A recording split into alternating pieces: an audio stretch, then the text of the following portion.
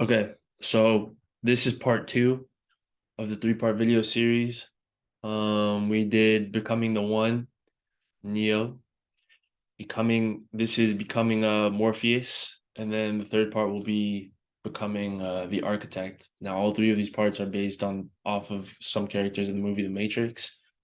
We already discussed part one, Becoming the One. Part two, Becoming Morpheus. Um, so in part one, we're discussing the ego death, the first part right here, right? Part one is so just for reference, um, ego deconstruction is this first part. This is you, the energy, right? During your spiritual awakening process. First part is ego deconstruction, which is part one. The pivoting process is the spiritual awakening. Um, then the last part is the ego reconstruction. So right now we're focusing on this part of the ego, a spiritual awakening part, right? So if I zoom in more here, um, right, okay. So this is Jung's model of the psyche. Carl Jung, he's a famous psychologist. Some people may or may not be familiar with him, but Jordan Peterson talks about him a lot. And this is the model of the psyche that he discovered. So when we're talking about going inwards, um, and finding that truer spiritual self, what does this really mean? What does this really mean? Um, During the ego deconstruction, which we're talking about in part one, when you start questioning this sort of glass box of perception, that people have of you and that you have of yourself, that creates friction. And you're going to start to realize that that first identity that you were given at birth isn't all there is to the world, isn't the perceptions that hold up that idea of you, isn't all of the perceptions of the world. You might only be accepted in this glass box because your piece fits this glass box.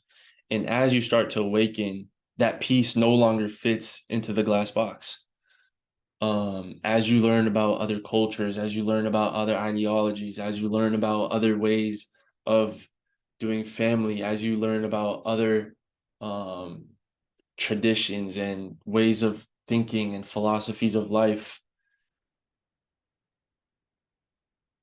your piece expands and it no longer fits into the glass box of the perception that is being upheld from the people around you. So in the first part, we were talking about this idea of let's say you were born into a Christian family, let's say in Kentucky, to a family that works in the medical field, something like that, right? And then all of a sudden you start, having an identity and really getting truer to yourself, and you realize, oh, you don't actually want to do medical field, or you don't want to do that, or you found some interest in like Japanese farming or something, or whatever it is, something that just doesn't fit the norm of where you are. Um, and you start to question, you start to see, oh well, the Japanese do it this way, the Japanese do their family this way, oh, the Arabs do their family this way. And when I'm looking at our family structure, it doesn't work like that. When I'm looking at the cultural view of family structure in this area, it doesn't work like that. When I'm looking at the education culturally of what this community does compared to this other community, it doesn't work like that. So when you're coming back and you're exploring these other sort of worlds and you're taking that back into your world, people who haven't done that will be dismissive and afraid because it doesn't fit their worldview. Does that make sense? It doesn't fit their worldview. So let's say you just go and spend a summer like in Japan farming or something like that, right? You're from this Christian family in Kentucky of medical professionals or whatever. And you go spend some time in a Japanese farm and you come back and you say, "Oh, well, the education worked like this. Oh, the family worked like this. Their dinner and their leisure activities was actually like this." And you find that you actually enjoyed that better. And then you get back to Kentucky and you say, "Why don't we do it like this? Why don't we try it this way? Why does it work like this?" And the people who haven't had that experience, they won't be able to reference back on that and say, "Oh, this actually does work better." They're relying on you to say, "Oh, he went and did this thing and now he thinks that this is a better way." But all they've known is the way that they've done things. And so when you come in and try to bring in new sort of ideas or perspectives, that clashes with their worldview and it creates a lot of uncomfortability, a lot of tension. Um, so you're still awakening. Now, when you go a little bit deeper from the surface level, this external world, right? This persona, this idea of who you are, um, the very surface level things, and you go a little bit deeper, your motivations, you start looking at things like your motivations, you start looking at things like your tendencies, you start looking at things like your habits, you start looking at things like your interests, and you really start to question, why am I interested in these things? Why am I motivated to do these things? Why do I feel that I want these things? um and if you really start to dig, you might find that you actually don't want those things. You want those things because those are coming from deeper sort of triggered places in yourself. And what I found is that actually a lot of people, the reason why they want certain things, the two main reasons why I found was out of guilt and out of shame. I think those two are probably the biggest drivers of motivation, that I've found, at least one within myself and then other people. Um, because when you really recognize those aspects within yourself, you start to see that it's somewhat similar in other people. Because we're the same at the very, very, very, very core of what we are. We're the same, and that as I explained in the last video, as you step out and you go to the surface, then the divisions start to happen.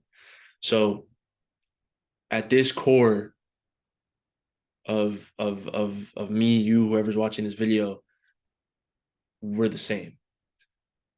And as you extend outwards, like my skin's black, I have curly hair, whatever, like I speak a different language, or I come from a different background, like I have a fucking dick, like that starts to separate at a very surface level.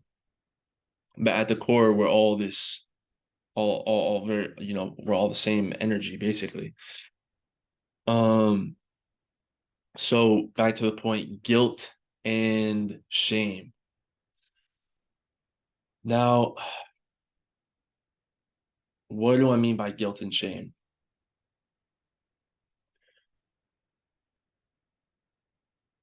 Guilt and shame in early childhood creates certain motivations.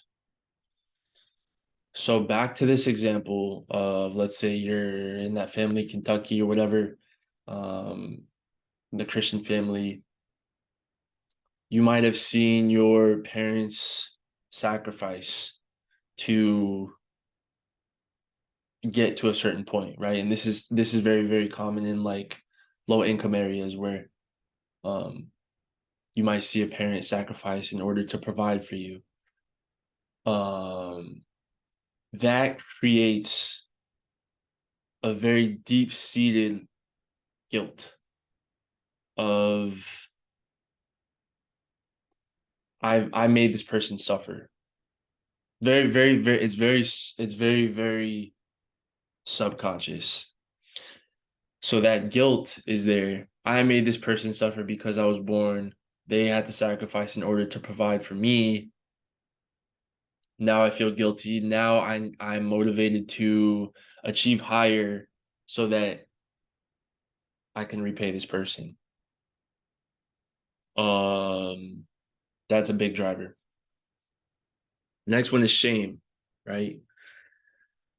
Um, Shame can happen in a number of ways. Shame can happen um if you were made to feel like you're not living up to certain expectations, you can be shamed for that. And like this might happen in a big family where you're constantly being compared to so and so, your parents or whoever is constantly comparing you to this person or that person or whatever else, whatever standard they deemed was correct. Um, but maybe it's not you. So what might happen is that you actually might end up internalizing this feeling of shame, and you say, "Oh, I'm gonna follow this path because every other path that I wanted to actually follow, I got shamed for it." Um, does that make sense? So those are two of the deepest um, emotional motivations that I found that people generally are not aware of. And if you're watching this, I think that's something you should definitely look into. So we also have these things such as the anima, the animus, and the shadow. Now I'm gonna break these down. This was a theory pioneered by Carl Jung. So the anima and the animus essentially states that in a man, as a person, as a whole person, right? You have two energies. You have feminine energy and masculine energy, the yin, the yang, the balance, white, black, whatever you want to fucking call it. In these two energies, you have a sort of quadrant. Now, as a man, I think it's the anima is the hidden feminine energy that exists in the man, and the opposite exists in the woman, the hidden masculine energy that exists in the woman. So men and women are not purely feminine energy. Like man is not purely masculine energy, woman is not purely feminine energy. It's a mix. um so like you might see a very masculine woman who just happens to have a lot of masculine energy. That's not to say that she doesn't have feminine energy, but what she was around and what she understands is that masculine energy.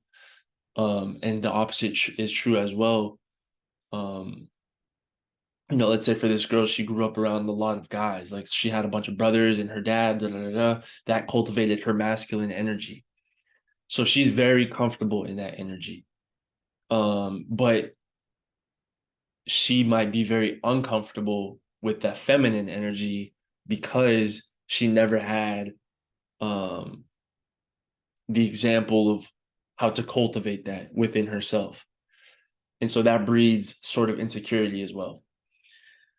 The opposite also exists. So, and this is very true in minority communities. You have a lot of men who are raised in matriarchal environments, very feminine energy in their men, but they're more comfortable in feminine energy because that's all they've known. Like the men in their lives were not, around, or they didn't have like brothers, or they didn't have, you know what I mean? Like they didn't have like cousins or and stuff like that. So um they didn't have the sort of right guidance to cultivate the masculine energy within themselves, and that breeds insecurity as well. Um so there's these energies, right? You have your masculine, you have your feminine energy. And both exist in each man and woman, and how they express themselves is very different. Now I'm going to go over to this quadrant, right? So here we have the wounded masculine, sacred masculine, wounded feminine, the sacred feminine. Now, when we refer to um, the shadow self is what Jung, or what people would describe as the parts of yourself that are discarded and pushed down because those parts of yourself are not rewarded in society, but they are there. Um, so when you're a kid, right, and like you have an outburst, or you throw a tantrum, or you just express any desirable, undesirable emotion, or any undesirable actions, um, those get pushed down. But you still have those needs. You still have those needs. It's just how it's manifested might be, not best manifested. And so people around you will tell you to repress that or push that down, but it always exists there to get what you need. Um, so the shadow self, basically, I like to categorize it as this aspect of these two energies, the wounded masculine and the wounded feminine. Um, and these are all actually things that people experience. They don't maybe necessarily want to talk about it. They don't necessarily want to show it, but in certain situations, um, those things will be triggered. And when you're unconscious of your shadow, you cannot control when the shadow sort of manifests itself. So you might lash out, you might say something you don't actually mean, you might react in a way that you just didn't anticipate that you could react. You might act out of character, out of your conscious character, and do things that you just normally wouldn't do. You might be in a situation, and that situation will trigger you to act in a way that you normally, in a conscious state, would not act yourself. And this is because um this shadow self is being triggered, it's being activated. Um and so all of these things sort of take control and go to the forefront. So these are things like you might be in a situation where you feel like you have to all of a sudden be the dominant one, or you might feel like you have like low self-esteem or something like that, or like if you're a people pleaser, or if you feel not independent and like you need this other person or something like that to give you your sense of worth or validation, or you might always want to be controlling the situation, or you're always overthinking the situation. Those are things that the shadow self manifests because we are unfamiliar with that aspect of ourself and why the shadow was manifested in the first place. Um, and the sooner that you understand your shadow, the sooner you go through shadow integration process, which maybe I'll talk about more, the more whole you can be, because you can see. Also, another thing is that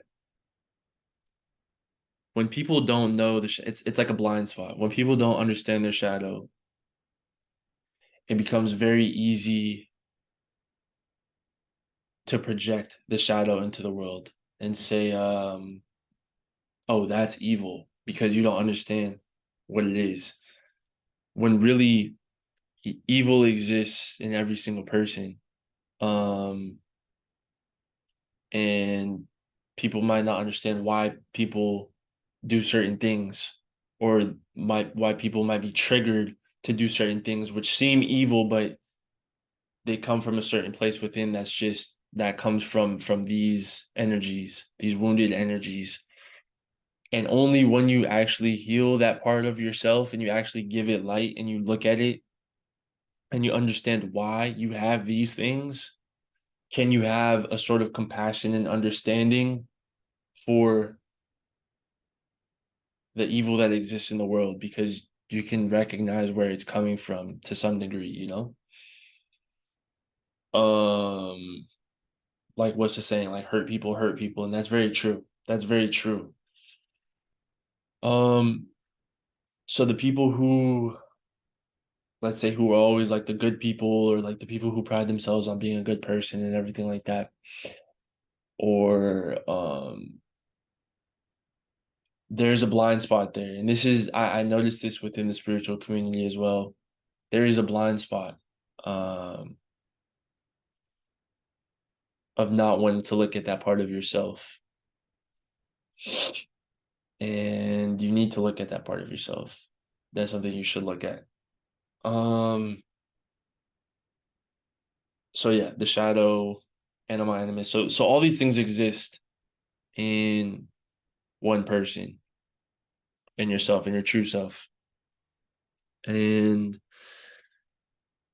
your actions, your motivations, once you heal that part, are going to be more in line with this part right here. Once you've healed all this up here, you're able to move down here. But this, sometimes this still has a sort of power, like a sort of, you don't always want to be there. You just don't want to be there when you don't choose to be there. Um, you know, Ideally you want to stay here. And that's how you really have to take a conscious action of your motivations. So now we're far in, right? You're getting towards your true self. You understand your motivations. You understand other people's motivations. You understand there's evil in the world. You understand there's evil within yourself. You understand that there's good in yourself. And so that also means that there's good in the world. And you see all these actions happening, right? You see all of these actions just taking place in the world. Things are corrupt, institutions are corrupt, organizations are corrupt. Um, there's just mass chaos, there's division, there's famine, there's war, there's hunger, there's poverty, there's strikes, there's absolutely insane, insidious levels of just struggle. Um, and it feels difficult and it feels challenging. And at this point, you say, all right, I got it. I got to start showing people the way. I got to start showing people this. Here's how you got to wake up. Here's how you got to do this. Here's how you um you know you start trying to wake people up. You start trying to show them the flaws and the loopholes and the gaps of the system where things glitch, where it's like, oh, you see, this was fucked up. Like, you know, they're using funding here. They said they were going to use the funding for this, but you do a little research and it come to find out that the funding was actually used to fund something corrupt, you know, or the executives of some top firm are actually doing some super sketchy, you know, stuff. We're not going to talk about all the evil going on, but you know, if you're in tune, you're in tune. You see what's going on. And so at this point, I would say this is sort of Morpheus. Like you're getting to the part, you've awoken from the system, you understand yourself, you understand the war, right? Morpheus, when he was in the shit, he understood what it was. He understood it's a war of the machines, but he still had hope. He still had, you know, the prophecy and everything like that. Um, Now this is also a interesting place as well because at this point, when you don't have an ego, right? When you've destroyed your ego and you're not really attached to anything, you're very detached from let's just say like reality or whatever, like at least just the forefront of it, the physical reality. You're not attached in the game. You don't really see the value in like the monetary pursuit. You don't really see the point of gaining like material stuff, or you don't really see the point of relationships. You don't really see it. Can This is where um like nihilism and everything can sort of seep in, because you're like, what's the point? But it's also because you're not attached to any system. You're not attached to any system of ideas or beliefs or um values or whatever. You're just very, I guess would say like neutral, or very just observant um of everything that's happening. Not judging it, but just taking it for what it is. Um, so yeah, yeah, I would say like that's Morpheus.